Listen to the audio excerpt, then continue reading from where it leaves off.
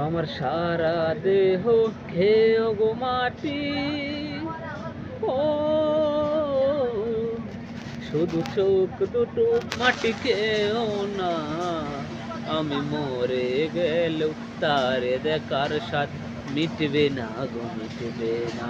ওরে এক জনমে ভালোবেসে ভরবে না, মন ভরবে না। আমার সারা দেহ খেয়েও গো মাটি, ও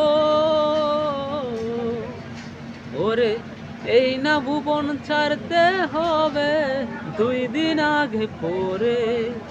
বিধি একই সাথে রেখো মোদের একটি মাটির ঘরে।